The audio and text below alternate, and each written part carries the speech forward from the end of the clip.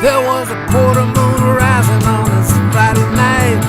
He was ready to get high as a kite. I was hoping we wouldn't wind up in a fight. We rolled into town behind a big headlight. He had a pocket full of cash and he was light on his feet, ready to fall in love with the first girl he'd meet. We walked into a pool hall playing a rockin' beat.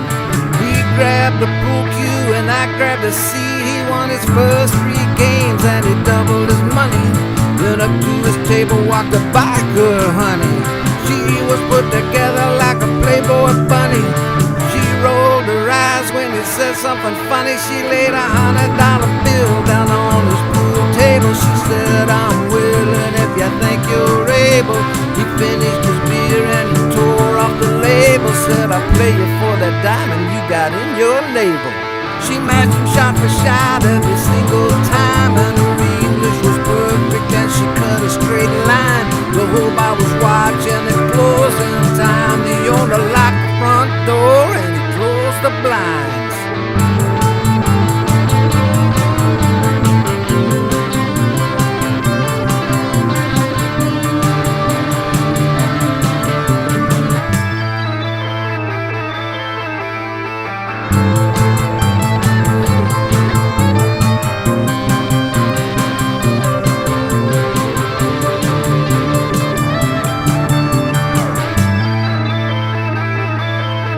Now we were crowded around the table, all pushing and shoving. The owner of the bar was laying bets off by the dozen. The room was filled with smoke and it was hot as an oven. Every time somebody won, we yelled, "Double to nothing!"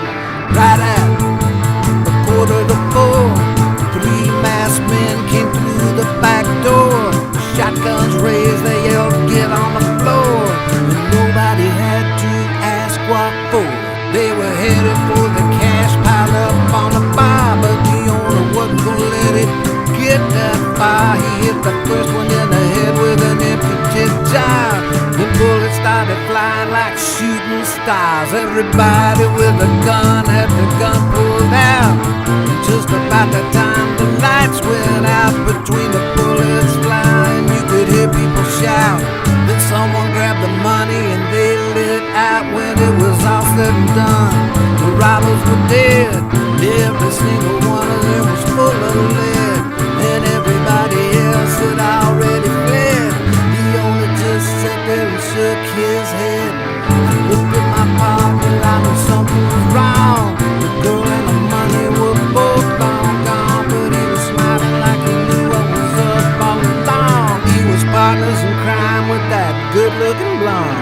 Now that's my story and I'm sticking to it. I still can't believe that I lived through it. If he asked me again, I wouldn't do it. If he planned it all out, I never knew it.